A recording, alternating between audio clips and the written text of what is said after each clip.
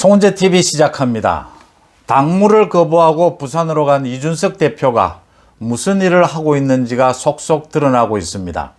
그러니까 어제 오후에 부산에 간 다음 이성권 전 의원, 현재는 박형준 부산시장의 정무특보를 하고 있습니다. 이성권 전 의원과 저녁 식사를 했고, 저녁 식사를 한 다음에는 해운대에서 정의화 전 국회의장을 만났습니다. 그리고 오늘 오전에는 부산 사상에 있는 장제원 의원의 지역구 사무실을 들렀습니다. 이성권 부산시 정무특보를 상대로 부산시의 가덕신공항이라든지 부산에 있는 침례병원이라고 있습니다. 이 침례병원을 공공병원으로 바꾸는 문제, 이게 오래전부터 지역 현안이 되어 왔습니다. 이런 부분에 대해서 부산 지역의 현안에 대해서 꼼꼼히 묻고 챙겼다라고 합니다.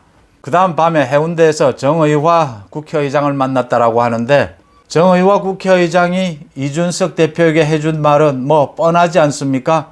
윤석열 후보 중심으로 당의 내분을 일으키지 말고, 내분으로 비치지 말고 단합해서 윤석열 후보를 도와라. 오늘 오전에는 장제원 의원의 지역구 사무실을 들렀습니다. 장제원 의원은 서울에 있어서 사무실이 없었는데 이준석 대표가 지역구 사무실을 들러서 당원이 최근에 얼마나 증가했느냐 등등에 대해서 물었다라고 합니다. 당대표로서 국회의원이 지역구 관리를 잘 하고 있나, 이걸 점검하러 간 것입니까? 이준석 대표의 이 당무 거부로 당이 엄청난 혼란을 겪고 있고, 어제부터 가장 중요한 것은 지금 충청 지역에 가서 선거운동을 하고 있는 윤석열 후보가 심각한 타격을 입었습니다. 충청 지역의 선거 캠페인, 윤석열 후보의 선거 캠페인 메시지가 전 국민에게 전달이 되어야 하는 이때에 이준석의 이 같은 잠적이 부각되면서 윤석열 후보의 선거 캠페인이 묻혀버렸다. 이건 심각한 문제다. 당대표가 책임감 없이 여기까지다라는 글만 남기고 전화기는 모두 꺼놓고 이렇게 잠적하는, 그래서 지금 당은 내분 상태다라고 할 정도로 갈등을 빚는, 이것도 큰 문제지만 대선 국면에서 대선 후보를 가리는 이런 행동, 해당 행위고 정권 교체를 전혀 바라지 않는, 정권 교체에 반대하는 이런 행동을 하고 있다라고 하는 점, 이 부분에 대해서 분명하게 짚고 책임을 물어야 한다.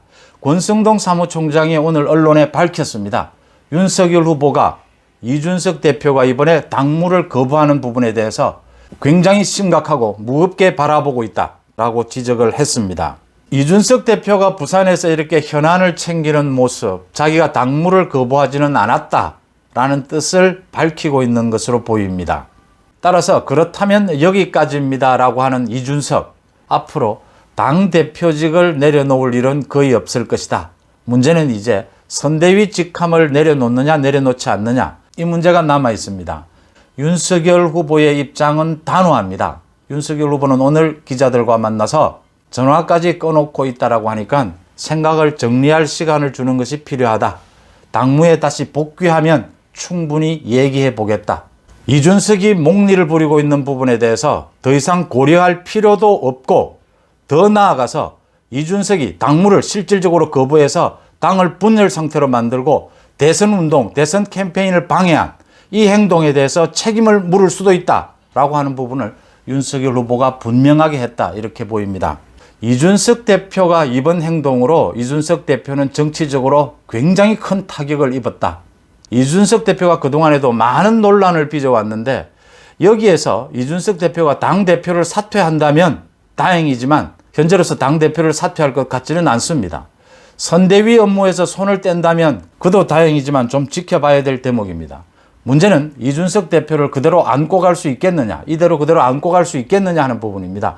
지금 많은 당원들을 중심으로 게시판에 이준석을 더 이상 이대로 볼 수는 없다, 탄핵해야 한다, 대표를 소환해야 한다, 구체적으로 소환을 추진할 그런 움직임까지 보이고 있습니다. 대선 국면에서 당대표를 당원들이 모두 나서서 소환 운동을 벌이는 것이, 이게 과연 정권 교체에 도움이 되는지, 또 소환 그게 현실화될 수 있는지, 이런 부분들은 좀 더 따져봐야 합니다. 중요한 것은 그냥 넘어갈 수는 없다라고 하는 부분입니다. 이렇게 철없는 중2병에 걸린 관심종자인 이준석을 이번 이런 엄청난 실수, 자신은 당무 거부를 하지 않았다고 변명할 겁니다. 또 갖가지 핑계를 늘어놓을 겁니다. 그냥 넘어갈 수는 없다라고 하는 점입니다. 자신이 선거 업무에서 손을 떼지 않는다면 손을 떼도록 만들든지, 대표직에서 사퇴하지 않는다면 공개적으로 사퇴할 것을 요구하든지, 아니면 이준석이가 뭘 잘못했는지를 공개적으로 따끔하게 지적하고 넘어가야 된다라고 하는 점입니다.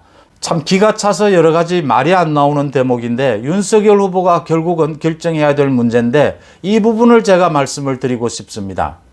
대선 국민이 되면 언제나 중도, 외연 확장, 청년층을 존중을 합니다. 그 표가 스윙보트다. 대선의 승패를 결정짓는다. 맞는 이야기입니다. 그러나 정작 정말 중요한 것은 집토끼라고 하죠. 기존 보수층을 지지해왔던 많은 지지자들과 그 당원들이 한마음으로 정권 교체를 바라고 윤석열 후보를 지지해 주고 있기 때문에 그걸 믿고 이제 중도층으로, 청년층으로 확장해 나갈 수 있는 겁니다. 언제나 선거운동, 대선운동은 그런 식으로 펼쳐집니다.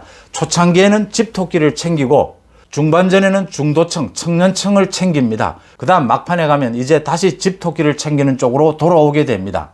많은 당원들이나 야권 지지층들이 그 부분을 알고 있기 때문에 윤석열 후보가 청년을 강조하고 중도층을 강조해도 이해를 하고 있는 겁니다.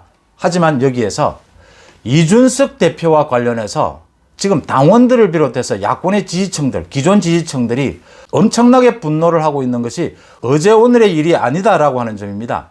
이렇게 철없는 행동을 하는데도 또 청년층, 중도층을 이야기하면서 그냥 넘어갈 수 있겠느냐라고 하는 부분입니다. 당원들을 달래는 작업, 중도층, 청년층을 강조해도 당원들이 모두 이해해주고 있지 않습니까? 이준석만은 처리를 하자라고 하는 이 당원들의 주장, 이 요구 합리적이지 않습니까? 이 부분도 한번 쳐다보고 당원들의 요구도 들어줄 줄 아는 그런 리더십도 필요하다고 하는 점입니다. 바로 그 지점이 이준석에 대한 책임을 어떻게 물을 것인가 하는 부분에서 생각해야 된다라고 하는 점입니다. 산토끼 중요하다는 거 누가 모르지 않습니다. 그렇지만 지금의 윤석열 후보가 있고 윤석열 후보가 대통령이 되는데 가장 중요한 것은 누가 뭐래도 집토끼입니다. 집토끼를 좀 외면해도 괜찮습니다. 하지만 이준석 부분에 대해서 이번에 이 책임을 묻는 부분에 있어서는 집토끼의 얘기를, 집토끼의 주장을 들어야 하지 않겠는가 하는 점을 생각을 합니다. 하도 기가 차서 이준석이 부산에 가서 지금 하고 있는 이 일정을 보면서 하도 기가 차서 헛웃음이 나올 정도입니다. 이준석이 없어도 청년층을 챙길 많은 대안들이 있습니다. 그 대안에 대해서 윤석열 후보가 이미 지난 일주일이 넘게 청년들에 대한 정책, 청년들과 대화하면서 이미 그 공백을 다 메웠고 다 메울 수 있다라고 하는 것을 보여줬습니다. 이준석에 대해서 따끔하게 책임을 물어야 한다. 이 부분을 제가 강조하고자 합니다. 송재TV 마칩니다. 고맙습니다.